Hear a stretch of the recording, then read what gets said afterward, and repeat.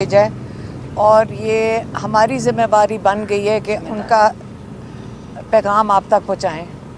اور انہوں نے یہ کہا ہے کہ اگست 2022 میں جنرل باجوہ نے ان کو اور شاہ محمود قریشی کو بلایا تھا اور انہوں نے یہ کہا تھا کہ آپ جو احتجاج کر رہے ہیں رجیم چینج کا، جو ان کی حکومت گرائی گئی اس کے اوپر جو احتجاج ہے، اگر اس کو بند کر دیں. انہوں نے جو ان کو آفر دیا، میں آج آپ کو اس کا بتانا چاہتی ہوں جو خان صاحب نے ہمیں بتایا ہے. انہوں نے کہا کہ انہوں نے آفر یہ دی تھی کہ اگر آپ احتجاج بند کرو گے تو اس کے بدلے میں آپ کو جب حکومت آئے گی آپ کو 2/3 یا دو تہائی آپ کو میجورٹی دی جائے گی اور آپ اپنی حکومت بنا سکو گے. اور اگر آپ یہ بات ہماری نہیں مانو گے تو آپ کی پارٹی کو 30 سیٹوں کے اوپر محدود کر دیا جائے گا. اور اگر آپ یہ چیزیں مان لو گے تو آپ دو تہائی میجورٹی کے ساتھ ہم آپ کو حکومت بنانے دیں گے. اس کے جواب میں خان صاحب کہتے ہیں میں یہ بتانا چاہتا ہوں کہ ہمارے ماں باپ ایک غلام ملک میں پیدا ہوئے تھے. انہوں نے ہمیں یہ سکھایا تھا کہ شکر کرو کہ تم ایک آزاد ملک میں پیدا ہوئے.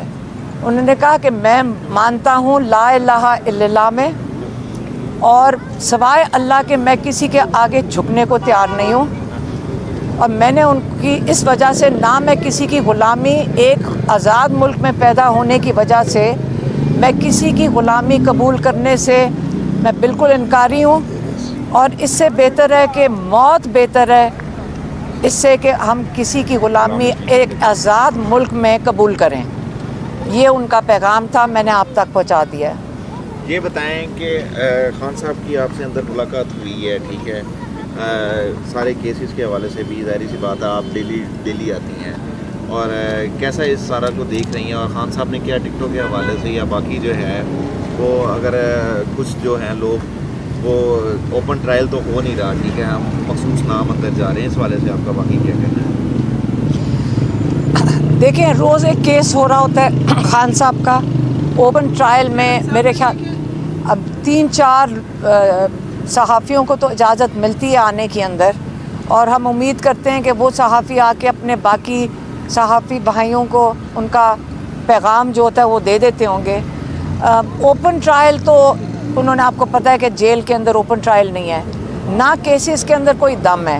ایک دن اگر یہ کیسز کھول دیں آپ لوگوں کے سامنے، آپ کو سمجھ آ جائے گی کہ یہ بالکل بے معنی کیسز ہیں، اور صرف ان کو جیل میں رکھنے کے لیے ایک بیل ہوتی ہے، اگلا کیس وہیں جج صاحب اگلے دوسرے کمرے میں آ کے بیٹھ جاتے ہیں اور ان کے اوپر فرد جرم لگا دیتے ہیں یا ان کے اوپر ان کو اریسٹ کر لیتے ہیں. کل یہی ہوا، ایک طرف بیل ہونے کا چانس ہو گیا، دوسری طرف ان کے اوپر آ گیا، مقدمے آ گئے.